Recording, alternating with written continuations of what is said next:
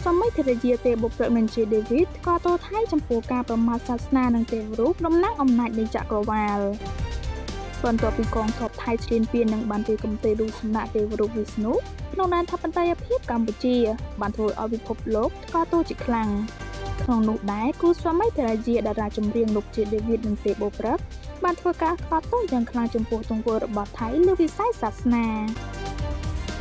តារាចម្រៀងរ៉េបជាដេវីតនិងទេបុព្វបានរៀបរាប់ថាក្នុងនាមខ្ញុំនិងភរិយាជាអ្នកគោរពប្រតិបត្តិសាសនាបុព្វបុរសព្រមទាំងការគោរពអោនរំទោនប្រកាន់ភ្ជាប់នៅការគោរពលទ្ធិទេវរាជនិងត្រីមូទិសូមប្រកាសថ្កោលទោសដល់ពួកអំបូរថៃដែលជាអំបូរនៃឃាតករសាសនាការប្រមាថចំពោះទេវរូបដែលតំណាងឲ្យអំណាចនៃចក្រវាល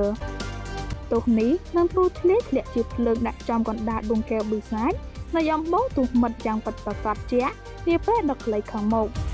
ដោយអំណាចនៃស្ដេចអាថានបុព្វបុរសនឹងកំណត់ជោគវាសនាជនទាំងនោះឲ្យជាប់នៅក្នុងវាដែលដុតរង្គាលដោយភ្លើង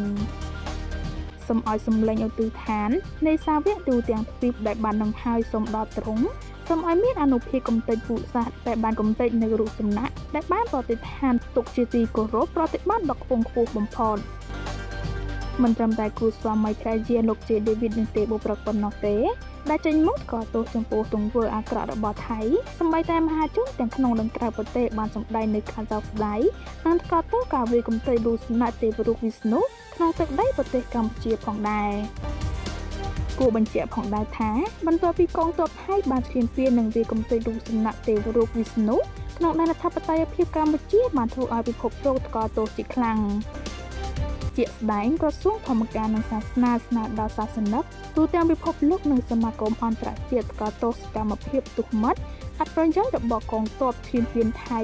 ដែលបានវាយកំទេចរូបសំណាកទេវរូបវិស្ណុក្នុងដែនអធិបតេយ្យភាពកម្ពុជា